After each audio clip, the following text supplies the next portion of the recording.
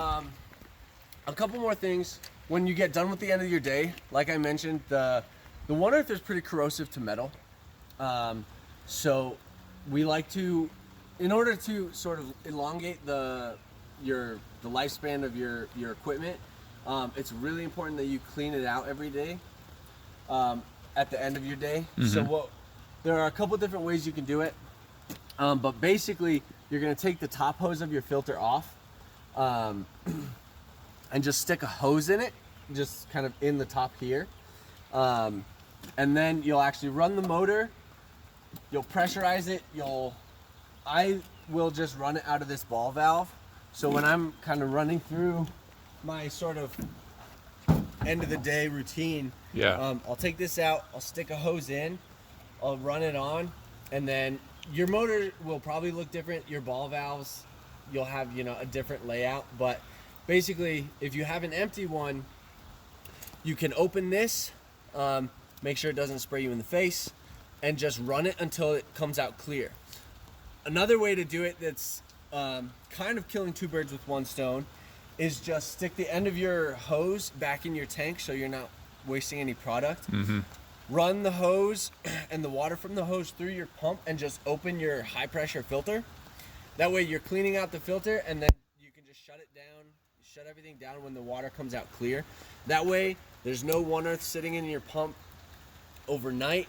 You can also take your hose off and spray spray the water out of there.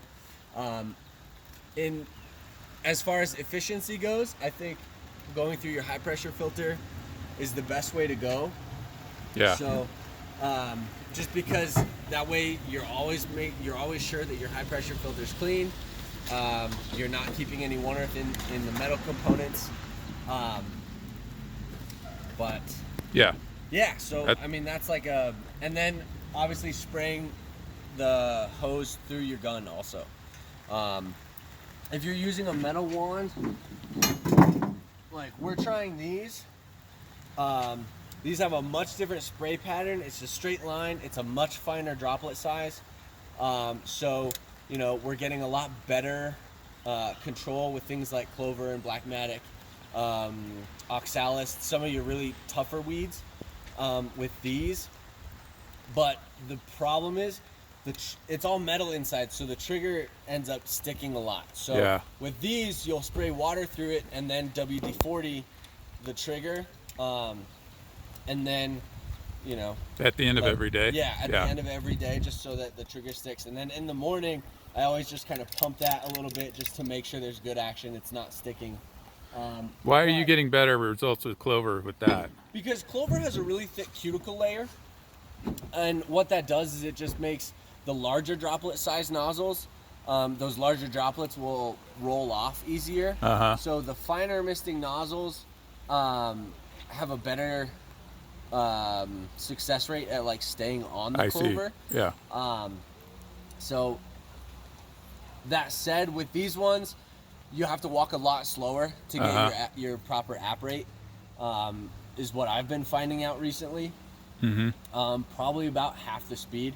Oh wow, that's quite a bit. Yeah, they also one of the reasons behind that is because of the much finer droplet size, it volatilizes a lot more.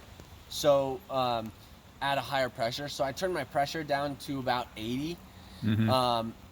And then that's also one of the factors that you have to take into account when you're applying with your app rates and everything like that. So the lower your pressure is, the slower you have to go, everything like that. But with your standard Camlon guns, 100 psi, a nice even walking speed. Do you use certain guns for certain times of the year because you're targeting certain things? Not necessarily. Typically with the One Earth, it's all the same equipment. Okay. All right.